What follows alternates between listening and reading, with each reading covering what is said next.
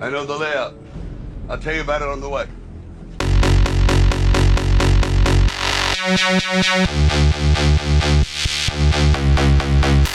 Sylvester Stallone is an American actor, screenwriter, and director who has gone from poverty to a multi-million-dollar fortune. In this video, you will learn how he achieved such success and where he is now.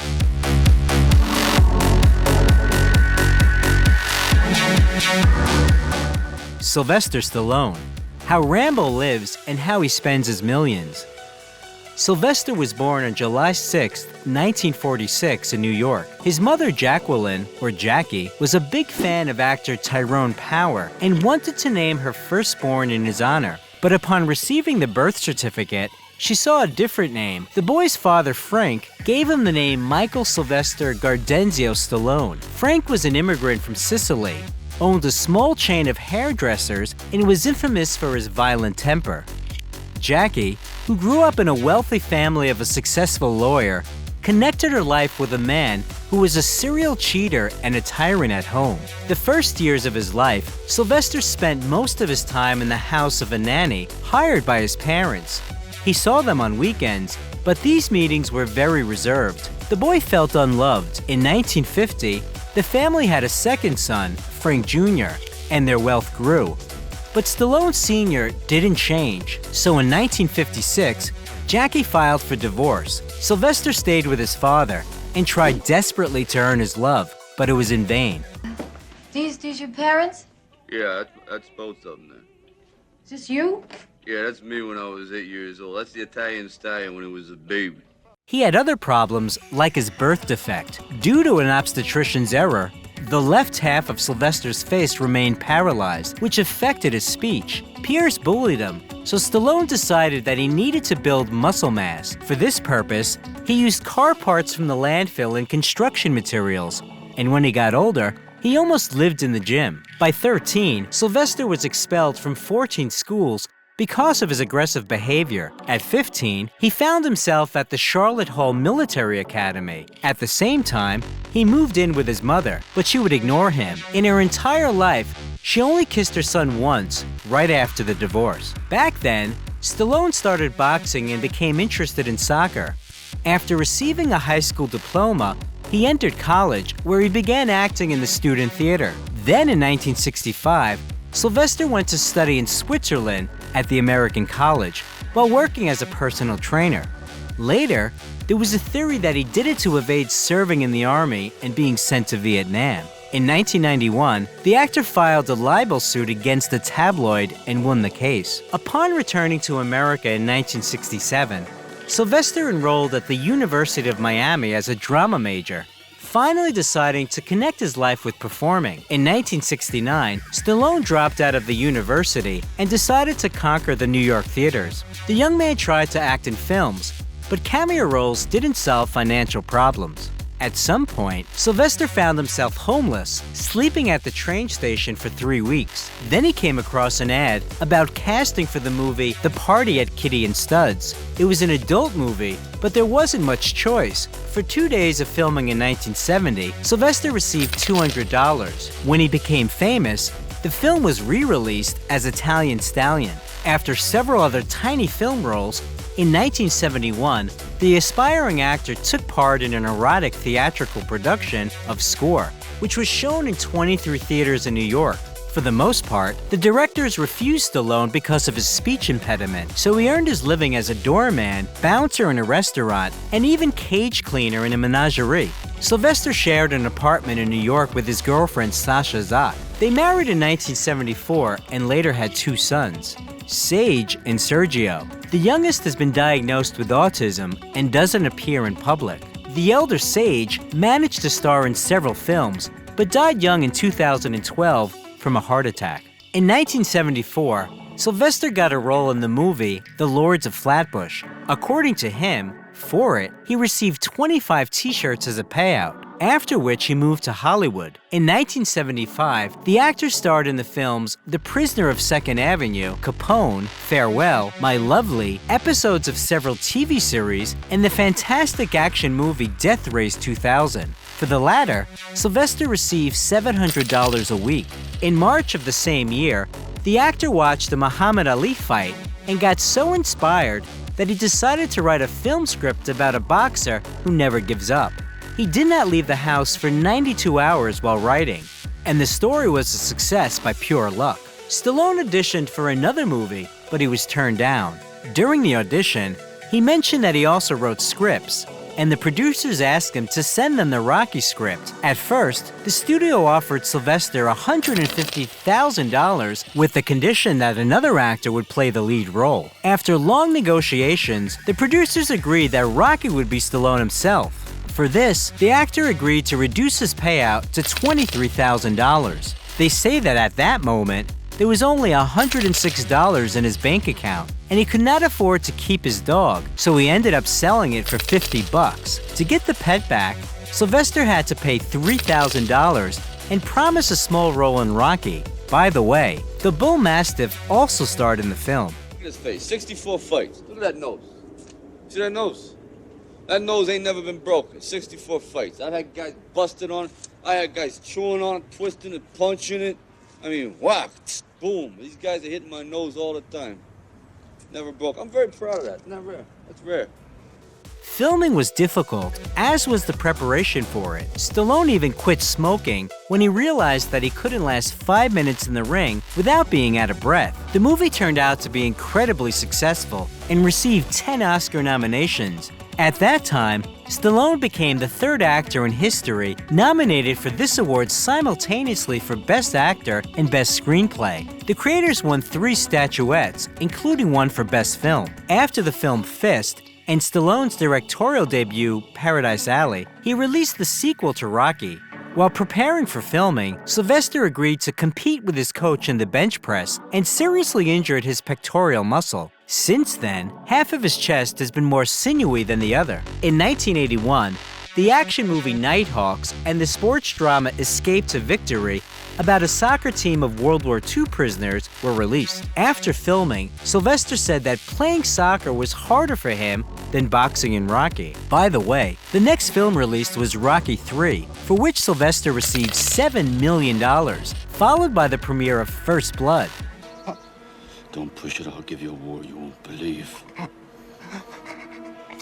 Stallone, as the screenwriter, participated in the casting for the lead role, rejected several candidates, and eventually played it himself. He received $3.5 million for his work. In 1984, Sylvester received a star in the Hollywood Walk of Fame. He also tried a genre change by starring in the musical comedy Rhinestone, for which he received $4 million and an anti-award Golden Raspberry. For the sake of this role, he refused to work in the films Romancing the Stone and Beverly Hills Cop that became super hits, which he later greatly regretted. A year later, critics gave a lukewarm rating to the continuation of Rambo's story, although President Ronald Reagan praised Sylvester Stallone for creating a new symbol for the American Army. For this film, the actor again received the Golden Raspberry. More success awaited Rocky IV, for which he received $12 million and the Golden Raspberry Anti-Award as the worst director. See, I fight, so you don't have to fight. 'Cause I want you to use your head for something instead of a punching bag like I do. Your head doesn't look like a punching bag. Meanwhile, Stallone's wife was tired of enduring her husband's numerous infidelities and filed for divorce, demanding compensation of $33 million. The last straw was Sylvester's affair with Bridget Nielsen.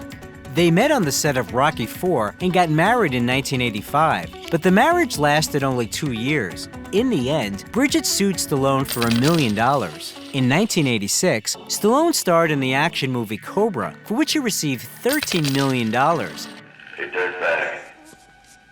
You're a lousy shot. I don't like lousy shots. You wasted a kid. For nothing. Now I think it's time to waste you. Interestingly, the main character's car, a 1950 Mercury Monterey, belonged to Sylvester in real life. 9 years later, the vehicle was stolen from his garage. It was returned in 2009, and along with the car, he got $3 million in compensation. Stallone's next project was the film Over the Top, for $13 million. And in 1988, Rambo 3 was released. For his work, the actor received $16 million and a Golden Raspberry. In the next few years, the films Lock Up, Tango and Cash, Rocky V, Oscar, Demolition Man, and Cliffhanger were released. And for each of them, the actor received $15 million. Sylvester starred in Cliffhanger to overcome his fear of heights. You want to do it? Do it. Now. You live with it. At the same time, Stallone appeared as a police sergeant whose mother meddles with investigations in the comedy Stop, or My Mom Will Shoot. Mom, stay out of this, okay? Joe, wave to the crowd. Mom, Joe. God damn it! Hey, you don't swear to your mother. Hey, butt out! Hey, my mother, relax. Hey, it's your mother, so you do what she tells you to do. This film, for which he was again awarded the Golden Raspberry, the actor considers the worst in his career. He agreed to star in it to spite Arnold Schwarzenegger, who spread a rumor that he wanted to get this role himself. Of course, Arnold was just pranking his friend, but Sylvester didn't find out about it until many years later. In the late 1980s, Stallone met model Jennifer Flavin. He called her his ideal, selfless, loving, and so patient. However, this did not prevent Sylvester from constantly having affairs.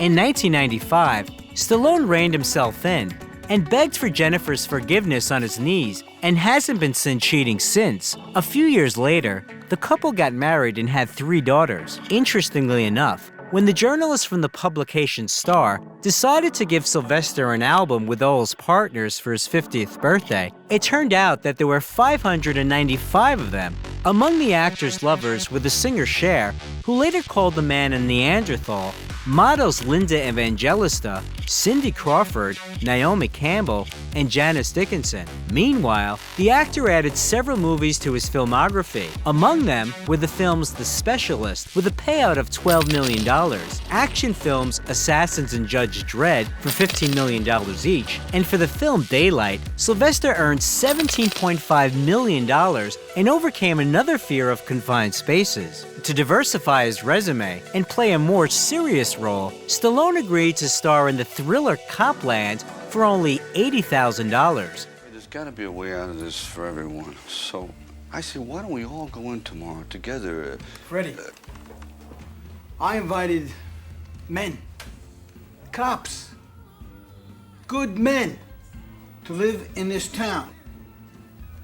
And these men to make a living. According to him, it was an interesting experience and he enjoyed it, but it did not help his career in any way, as well as his health, because of weight gain for the role. Sylvester got sciatica, heart palpitations, digestive problems, and headaches. This was followed by the failed comedy, an Alan Smithy film, Burn Hollywood Burn, the cartoon Ants, where the actor voiced one of the roles. In 2000, the action movie Get Carter premiered, for which Sylvester received $20 million. In the same year, he was awarded another Golden Raspberry as the worst actor of the century. Sylvester wrote the script and starred in his next project, Driven, in 2001, for which he received $20 million. This film became famous as the most unrealistic film about motorsports. Then, after the films Detox, with a payout of $20 million, Avenging Angelo, Shade, the comedy Spy Kids 3D, Game Over, for which he received the Golden Raspberry, and the TV series Las Vegas, Stallone returned to his legendary characters in both Rocky Balboa and Rambo. And there isn't one of us that doesn't want to be someplace else. But this is what we do. Who we are. In 2007, he was caught importing banned hormones from Australia to build muscle mass. The actor pleaded guilty and eventually paid more than $11,000 in fines and court costs. In 2009, Stallone appeared in the Bollywood film Damn Love, and a year later, he assembled the old guard and presented the action movie The Expendables to the audience. Yeah, should have shot him when I had a chance. Big Barney Ross. Bigger Trent Mouse. What are you doing? Praying for Brooke? Could be. Despite being nominated for the Golden Raspberry for directing, the film received high ratings and paid off 3 times its cost at the box office. In addition, The Expendables made Sylvester the only person in the history of Hollywood who starred in films that got first places in the box office charts for 5 decades in a row. At the same time, on the set, he once again had to struggle because Sylvester suffered 14 injuries, as well as bronchitis and shingles. In 2011, Sylvester's voice could be heard in the film Zookeeper, and in the same year, he was inducted into the Boxing Hall of Fame. Some fans of this sport were not thrilled because Stallone didn't appear in the ring but only played in the movies. By the way, the actor is connected with boxing not only through his role as Rocky. In the 1980s, he was the manager of a boxing match, and in the 2000s, he launched the reality show The Contender, where participants fought for a contract in the professional ring. In 2012, the sequel to The Expendables was released, which turned out to be even more spectacular, and Stallone earns $15 million. And soon, he added another movie to his filmography called Bullet to the Head. Stallone received $12 million for that work. This was followed by collaboration with Iron Arnold in the action movie Escape Plan, for which Sylvester received $10 million. The sports film Grudge Match, the drama Reach Me, and the third part of The Expendables. For all these films, he received $15 million. In 2015, Stallone voiced the cartoon Ratchet & Clank and presented another continuation of the story about the legendary boxer Creed, for which he received the Golden Globe Award. You're gonna take a beat, you're gonna take this, you're gonna get knocked down, you're gonna get up, and you're gonna see if you got the right thing. But you gotta work hard. I swear to God, if you're not gonna do it, I'm out. After 3 years, the second part was released, and between them, Guardians of the Galaxy Volume 2 and the cartoon Animal Crackers. Soon, Stallone appeared in such films as Backtrace, the second and third parts of the fantastic action movie Escape Plan. In 2019, the fifth film about Rambo, with the telling title Rambo: Last Blood, was released. I want you to feel my rage, my hate, when I reach into your chest and rip out your heart! According to critics, the ending of the story didn't turn out to be very successful, but Sylvester is sure that Rambo can still be called the personification of young soldiers and wants one of the directors to shoot a prequel about his childhood and youth. In 2021, the actor played King Shark in the superhero action movie The Suicide Squad, based on the comics of the same name, and in August 2022, appeared as an aging superhero in Samaritan. Stallone has big plans ahead. He recently returned to television in the crime series Tulsa King, will appear in Guardians of the Galaxy Volume 3, and is preparing to release the fourth part of The Expendables. And he also intends to expand his franchise by shooting a TV series and a female version of the beloved blockbuster. It also became known that Sylvester is preparing a reality show with his family members. Although Stallone mostly appears on screen with a gun at the ready, in real life, after one of his friends was shot, he calls for a ban on guns in the United States. Since childhood, Sylvester has been fond of painting. 2 of his works were even sold for $90,000, but this is only a small part of his fortune, estimated at $400 million. In addition to movies, Sylvester wrote several books about training, tried to launch a sports nutrition company, unsuccessfully, and published the magazine Sly with help tips and interviews with celebrities. This idea was also not very successful, with only 4 issues published. Another business failure happened with the Planet Hollywood restaurants. Stallone co-owned the chain with Bruce Willis and Arnold Schwarzenegger, but the establishments went bankrupt. Realizing that he was best at producing media content, in 2018, Sylvester founded his own film studio. He also sometimes agrees to star in commercials. He promoted the British bakery chain Warburton's and even Japanese sausages. But perhaps the most famous advertising campaign with him is the one for the Versace home collection. He appeared together with Claudia Schiffer as Adam and Eve. By the way, Stallone was friends with Gianni Versace and was a regular guest of the Italian fashion house shows. But the actor refused one advertising offer It was in the late 80s when an American beer brand offered him $5 million on the condition that he cut his hair. Sylvester Stallone spends his millions on an impressive collection of cars. In his garage, there are Bugatti Veyron, Aston Martin DBS, Bentley Continental GTC, Ferrari 612 Scaglietti, Ferrari 599 GTB Florano, Mercedes SL65, Mercedes E-Class, Porsche Panamera, Chevrolet Camaro, Ford Mustang, one of the most popular classic cars, Corvette 68, and even a rare Ford from 1932. We must not forget the luxury Cadillac Escalade. Stallone invested more than $400,000 in the design of this car. In addition, Sylvester loves motorcycles and expensive watches.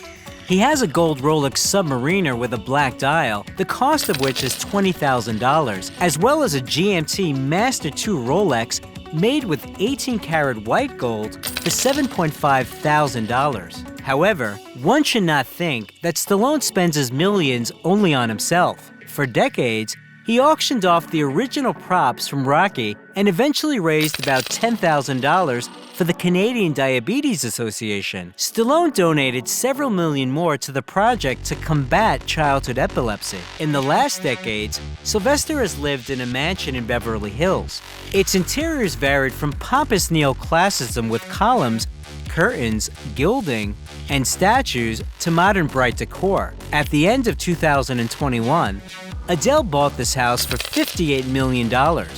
Today, Sylvester owns a mansion in Palm Beach, Florida, with a pool and an outdoor jacuzzi worth $35.4 million, and an estate in Hidden Hills, California, bought in February this year for $18.2 million. The house has 5 bedrooms with bathrooms, a kitchen with granite countertops, a dining room, and also a stable on the territory. Previously, Stallone owned a villa in Miami with 3 guest houses, which he sold for $24 million. A house in Coconut Grove, Florida. The actor received $16 million for it in 1999, as well as a house in La Quinta, California. Sylvester and his wife bought a Mediterranean-style mansion in 2010 for $4.5 million and sold it in 2020 for $3.1 million. Sylvester Stallone is a whole era in cinema. Despite critical reviews of his acting and a string of nominations for the Golden Raspberry, he became a fan favorite. And what is your favorite Stallone role? You're not as fast as you think. I'm beginning to sense that. How Catherine Zeta-Jones lives and how much she earns. Catherine Zeta-Jones was born in Wales on September 25, 1969. The prefix Zeta is not part of her surname. It was originally her second name, given in honor of her maternal grandmother. According to family legend, the mother of that grandmother arrived in the UK from Ireland on a ship called Zeta and named her daughter after it. When the girl started her acting career, she decided to include her middle name in her stage name in order to stand out from other Catherine Jones. Her father, David James Jones, a Welsh descendant, worked in a bakery as a baker and a cashier to feed his large family. Aside from little Catherine, they had 2 sons. The family was poor. They lived in a low-income neighborhood in the coastal Welsh town of Swansea. Mother Patricia was a seamstress who helped them make ends meet. This lasted until the 80s when the family suddenly became wealthy. The parents bought a lottery ticket, which brought them £100,000, which allowed them to not only buy their own pastry shop and a decent house in a good area of Swansea, but also to pay for a dance studio for their daughter, which she dreamed of. It should be noted that no one in the family except Catherine was interested in art. At a very young age, she was on the brink of death because of illness. That's why she was raised like a princess, surrounded by attention. By the way, the little scar on her neck was left as a result of the tracheal surgery that saved her life. However, the girl didn't grow up spoiled, striking others with her discipline.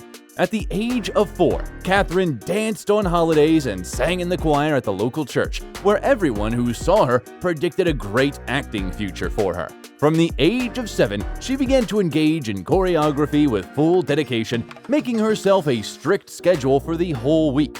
3 years later, Jones was already shining on the stage of the City Theater, and after another 4 years, she managed to pass the casting for the production of The Pajama Game. This was her first serious role. After the tour was over, the young actress left school without obtaining O levels and went to London. There, she stormed all kinds of castings, not missing a single opportunity to make it to the big screen. During this period, she had a passionate relationship with the famous TV presenter John Leslie. Catherine was so carried away by the charming Scotsman that she planned to spend her whole life with him. Alas, his personality turned out to be too difficult. The future star suffered from fits of jealousy from her partner, which eventually led to a breakup. As for her acting, at first Catherine's catch was small. She was chosen only as the second understudy to the lead actress of the musical 42nd Street. The year 1990 was more successful for her as she was cast for the role of Scheherazade in the film 1001 Nights. The young, talented beauty was immediately noticed, and a year later, she got a role in the series The Darling Buds of May. Critics and British viewers were delighted, and very soon, Catherine headed off to conquer Hollywood. She immediately had a chance to play in the episode of George Lucas's television series, The Young Indiana Jones Chronicles, which boosted her career in Hollywood. Legend has it that her role of dancer Maya impressed Steven Spielberg so much that he advised to invite her to the role of Zorro's beloved. According to another story, Spielberg noticed the actress while watching the miniseries Titanic, which was released in 1996. In the meantime, Catherine starred in a number of TV movies, including Christopher Columbus, The Discovery, Splitting Heirs, The Return of the Native, and Catherine the Great, as well as the miniseries The Cinder Path. They were followed by the comedy drama Blue Juice and the superhero movie The Phantom, though they were not very popular with the audience. During the same period, the actress was offered to play the role of Trinity in the cult classic movie The Matrix, but she refused. In the mid-90s, the girl was in a relationship with the Scottish actor Angus MacFadyen. They were even engaged, but they broke up before the wedding. In 1998, the fast-paced action film The Mask of Zorro stormed onto the screens. The shooting was also extremely intense and was accompanied by a lot of curious details and events. The role of Elena could go to Penelope Cruz, Swedish actress Isabella Scorupco, or passionate singer Shakira. But it was Catherine who got lucky. In order to fit into the role perfectly, the actress, as she usually does, eagerly began to learn disciplines useful for the filming: horse riding, fencing, dancing, Spanish. She was particularly successful in learning the latter. So much so that people who didn't know her biography could swear that she was a real Spaniard. The film was a resounding success, earning $250 million at the box office with a budget of $95 million, and also scored 2 Oscar and Golden Globe nominations. Would you care to try something more robust, or do you feel unequal to the task? No, on the contrary, Don Alejandro. I think only of your distaste for perspiration. In the same year, another small event happened that affected the rest of Zeta-Jones' life. The actress made an unforgettable impression on the Hollywood titan Michael Douglas, so much so that he immediately wanted her to become the mother of his children. So, as soon as he could, he started looking for a way to meet her. The first conversation happened during a festival in France and did not impress the actress. The experienced seducer Douglas played his trump cards right away, dumping his plans on her. But Catherine just laughed it off. But the actor had no plans to give up. He showered the girl with gifts, flowers, and she didn't even notice how she began to talk to him for hours on the phone and also to dream of watching movies with him and cooking delicious dinners. From that moment on, persistent courtship turned into a traditional relationship. In 1999, Catherine was featured in the films The Haunting and Entrapment. The latter is called one of the best crime films. It made a real splash in the industry. The main male role of an imposing thief was played by Sean Connery. Zeta-Jones kept up with her legendary partner and gave her best on the set. So, she performed a dangerous stunt, jumping from a ceiling beam onto a table while doing a backflip. The film earned $212 million at the box office with a relatively small budget and was very popular with the audience. Fans especially note the scene of Catherine passing through a grid of laser beams in which she shows the wonders of plasticity and grace. Also noteworthy are the shots when Connery's character comes to interrogate Catherine. She was lying under just a white sheet, and at this moment she is actually completely naked. I called you at 4:30 this morning. I was home in bed. You didn't pick up. I didn't want to pick up. You had company. He came in the window. How romantic. I think that's how he got in. The year 2000 was marked by a landmark event for Catherine and Michael, who learned that they would become parents. On New Year's Eve 2000, he proposed to his beloved and presented an antique ring worth $1 million. However, the purest 10-carat diamond and Michael's passionate desire to marry his beloved as soon as possible were somewhat overshadowed by the fact that the actor was still legally married. To solve this problem, the groom needed to give his ex a huge payoff of $45 million, and according to other sources, $60 million. In August, the Douglas couple had a son, whom they named Dylan. And in November of the same year, they had a luxurious wedding worth $1.5 million. The celebration took place at the famous Plaza Hotel in New York, and the bride's dress alone cost $250,000. The star's guests, including Tom Hanks, Brad Pitt, Sharon Stone, Steven Spielberg, Jennifer Aniston, had fun and congratulated the newlyweds. Since Catherine and Michael understood the absurdity of trying to hide from the press on such a day, they pulled a trick and sold the rights to cover the event to the British magazine OK. The journalists were very interested in the couple, largely because of the large age difference. A fun fact is that the couple were born on the same day with a difference of 25 years. Few people believe that something could come out of this relationship, but as life has shown, the marriage of two stars turned out to be extremely strong, although they had to go through a lot. Catherine herself calls the secrets of a successful marriage a sense of humor and respect, although apparently the marriage contract, which the actress insisted on before answering the cherished yes, played a significant role. According to its terms, in case of infidelity, Michael is obliged to pay his wife a decent amount for each year of living together. The exact figure is unknown, but the range is between $1 million and $3 million. In 2000, the musical drama High Fidelity and the thriller Traffic were released, in which the actress starred while pregnant with her son. For this work, Catherine received a fee of $3 million and a Golden Globe nomination. I'm European. I say that to my doctor. I'm European. I'm allowed to drink red wine. Oh, my doctor said it was fine when I was pregnant. A glass a week. After my amnio, he said, okay, now you can go and have a glass of red wine. You're like, I had need it. two. In 2001, Zeta-Jones appeared in the movie America's Sweethearts. By that time, Catherine's revenue was growing rapidly and amounted to $5 million. But the real triumph for Catherine was the adaptation of the Broadway musical Chicago. It should be noted that the plot of the drama is based on real events that took place in the US in the early 20th century. The first attempt at a film adaptation was made by Miramax back in 1994, and before that, the rights of the production were bought by director Bob Fosse. According to his idea, the main roles were to be played by Liza Minnelli, Goldie Hawn, and Frank Sinatra, but due to the death of Fosse, the project was abandoned. The director of the 2002 film, Rob Marshall, considered Charlize Theron, Madonna, Angelina Jolie, and Britney Spears for the leading female roles. And that's not the whole list. When it came to Zeta-Jones, she was immediately offered the role of Roxy Hart, but the actress wanted to play Velma Kelly. She liked the song All That Jazz so much that she was happy to sacrifice both the main role and her gorgeous curls, which she cut to a neat bob with perfectly straight bangs. She did it on purpose so that the long hair falling over her face would not allow the audience to doubt that she performs all the dance routines in the film on her own. Then, by the way, the actress said that working in a musical was almost as painful and exciting at the same time as having a baby. No. I danced in the chorus. Oh. Well, that was before I met my husband, Amos. Look, honey, you want some advice? Here it is, direct from me to you. Keep your paws off my underwear, okay? Her Velma Kelly was loved not only by ordinary viewers, but also by professionals.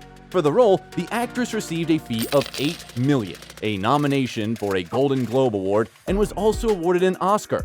The beauty arrived at the ceremony in a gorgeous black dress that did not conceal her rounded belly. The ceremony took place on the eve of her second childbirth. In 2003, the couple had a daughter, Catherine Zeta. In the same year, 2 movies starring Zeta-Jones appeared on the screens at once. These are the animated film Sinbad, Legend of the Seven Seas, in which she voiced one of the main characters, and the romantic comedy Intolerable Cruelty. 2004 brought her work on the memorable films The Terminal and Ocean's 12. The French police think he's better than Lamarck. Well, he is French. Let me give you some advice. Find out how you offended him. Apologize. Beg for mercy.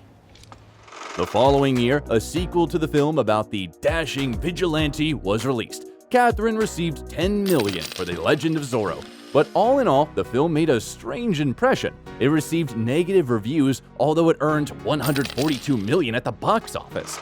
Cannot believe it. I cannot believe I fell for it. Husband promises to quit, gullible wife believes him. How could I be so stupid? In 2007, 2 more films were released. The supernatural romance film Death Defying Acts and the romantic comedy drama No Reservations. In fact, this was a remake of the German film Mostly Martha, which was reworked by the not-too-famous director Scott Hicks. But alas, it was not a masterpiece. Although the actress tried very hard and even worked incognito as a waitress in an Italian restaurant where visitors marveled at the resemblance of the employee to the celebrity. Nick is an excellent. I know nothing about him. I have no idea what... Give me some credit. He was a sous chef at Il Treviso. Italian? You bring a sous chef from an Italian restaurant, and I'm the one in therapy? This was followed by another obscure film, The Rebound, which was shot in New York, Istanbul, and Paris. The hard work and childbirth left a mark on the actress, and soon Catherine began to show symptoms of bipolar affective disorder. This disorder is described by alternating phases of heightened activity and depression, and significantly impairs one's life. Her star spouse was beginning to grow weary of this state of affairs, but then, like a thunderbolt from a clear sky, the news of his own illness came. In 2010, doctors diagnosed Michael with a terrible illness, laryngeal cancer. All this happened while Douglas's first son, Cameron, was arrested, charged with drug trafficking, and sentenced to 5 years in prison. Here, Catherine immediately switched and devoted all her energy to help her beloved spouse. A year later, Michael Douglas publicly announced that he had defeated cancer and returned to filming. Catherine, too, plunged into the familiar depths of cinema. In 2 years, she managed to appear in 6 films: Lay the Favorite, Rock of Ages, Playing for Keeps, Broken City, Side Effects, and Red 2. How are things? Yeah, Frank. How are things? Sarah? This is Katya. Yeah, hi. I need to speak with you. And at that moment, the actress's illness re-emerged in her and Michael's life with renewed vigor. This time, Douglas lost his nerve. He said that because of the depression that his wife was prone to, it was impossible to live with her, after which the couple announced their separation and the beginning of the divorce process. Michael also hinted that his wife was addicted to hard liquor because of her condition. However, 3 months later, the couple reunited. As reported, Zeta-Jones underwent a course of intensive therapy, and she did get better. She resumed her acting career and appeared in the series Queen America, Feud, and Prodigal Son, as well as the films Dad's Army and Cocaine Godmother. In 2022, Catherine hit a new moment of stardom. In the Netflix series Wednesday, which became a worldwide hit, the actress played the role of Morticia Addams, the mother of an unusual and daring girl protagonist. What is this, a kidnapping? Would you like that? Because I think I'm up to it.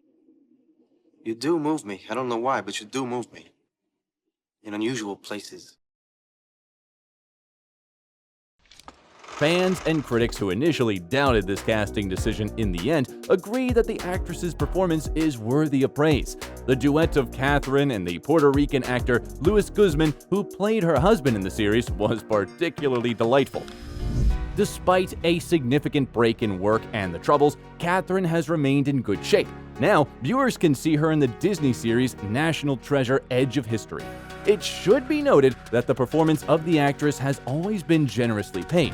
Now, Catherine Zeta-Jones, once a poor girl from the outskirts of Swansea, is a very rich lady. Her fortune is estimated at $150 million, and it's not just income from filming. It is reported that 1 second of the actress's advertising time cost about 4,000 euros. Over the years, she starred in advertisements for Elizabeth Arden Cosmetics, the Visa payment system, and Alfa Romeo cars. A 2-year contract with the mobile operator T-Mobile brought the actress $20 million, and in 2019, she was seen in a Fendi commercial where she starred with her daughter.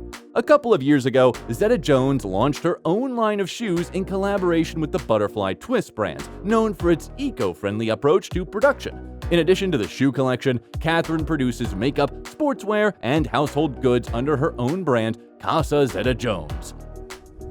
Over the years of marriage, Zeta-Jones and Douglas have accumulated a high-end real estate portfolio. The star couple has a spacious apartment in New York with a view of Central Park, which they recently decided to sell. At first, the price was set at $21.5 million, but at the beginning of 2022, the couple decided to lower it to $19.5 million. Potential buyers will get a luxury penthouse with 4 bedrooms, a spacious living room, and a dressing room made in classic style. Apparently, in 2019, the family was going to rotate the property. They sold 12 acres of land in Westchester County, New York, which they bought in 2015 for $11 million, and managed to double the price. In the same year, they purchased a house in the same state worth $4.5 million. Also in 2019, an English-style villa in Bermuda worth $10.6 million was put up for sale, but in the end, the sale didn't take place, and the lot was withdrawn from auction. Catherine and Michael spent a lot of time in the house after the wedding, so their children didn't even suspect at first that they were growing up in a family of Hollywood celebrities. The couple has a snow-white villa hidden in lush greenery in Spanish Majorca, which in the 19th century attracted the European nobility. The 10-bedroom house is decorated with great love, its design is tasteful and discreetly luxurious. Many of the interior decorations and furniture were chosen directly by the owners. The estate is quite large, totaling about 10,000 square feet. There is a formal dining room, several living rooms decorated with antiques, which Douglas is very passionate about. The estimated cost of this property is $33 million, but since Michael's ex-wife remains the co-owner of the property, it cannot be sold. The Hollywood diva owns a black Lexus SUV worth $130,000, which she drives in everyday life. Douglas and Zeta-Jones were once spotted driving around Wales in a used Jaguar. As it turned out later, the couple arrived in the actress's hometown to participate in a golf competition. Catherine Zeta-Jones is a woman who impresses not only with her beauty, but also with her stunning determination. No matter what happens, she does not give up and looks into the face of any life circumstances, boldly challenging them. She is not afraid of experiments or difficult tasks. The musical Cleo will be released soon, in which the actress will play the fatal Egyptian queen, Cleopatra. What movie with this actress do you like the most? Thank you. I had a wonderful time. Unfortunate that it has to end. If you liked the video, leave a like and subscribe to the channel so you don't miss anything interesting.